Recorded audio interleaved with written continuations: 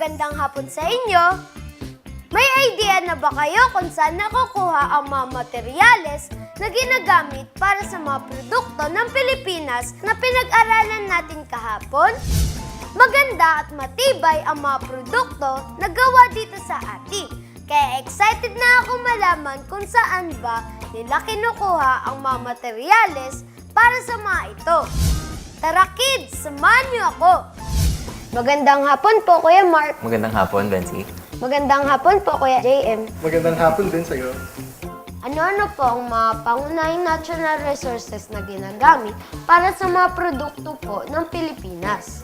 Alam mo, Benzi, napakaraming natural resources na matatagpuan natin dito sa Pilipinas. Na yan nga yung abaka, nandyan din yung pinya, at syempre nandyan din yung puno ng niyog, kung saan napakaraming mga produkto na maaari nating makuha mula sa bunga nito hanggang sa ugat nito.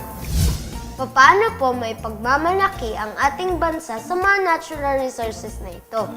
Sa dinami-dami ng mga pangunahing natural resources na matatagpuan sa Pilipinas, ito yung mga produkto na dapat nating maipagmalaki. At sa dami ng isla na naririto sa Pilipinas, hindi ka mauubusan ng mga natural resources na makukuha.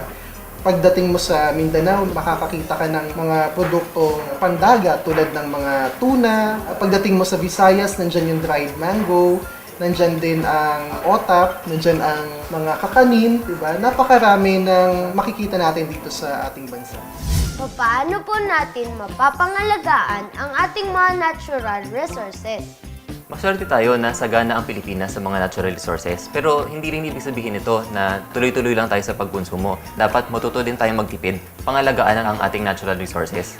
Alam mo ba, Bensing, na kami sa Yabang Pinoy ay mayroon kaming mga activities upang pangalagaan din ang ating likas na yaman. Nariyan yung yamang dagat, nandiyan yung yamang Pinoy, upang ipakilala sa mga kabataang tulad mo kung paano pangalagaan at kilalanin ang ating marine biodiversity at even ang forest biodiversity. Maraming salamat po, Kuya Mark. Maraming salamat, Bensi. Maraming din salamat po, Kuya JM. Maraming salamat din sa iyo. Nice one! Ang galing di ba, mga bata? Hindi lang basta-basta ang mga materyales na ginagamit para sa mga produkto ng ating bansa. Mga likas na yaman ito na bigay sa atin ng Diyos. Kaya dapat lang na maging maingat tayo sa paggamit ng mga ito. Bukas, kung loloobin ng Diyos, usapang pamilihan naman ang pag-aaralan natin. Hanggang sa muli, dito lang sa Bensi Vivo!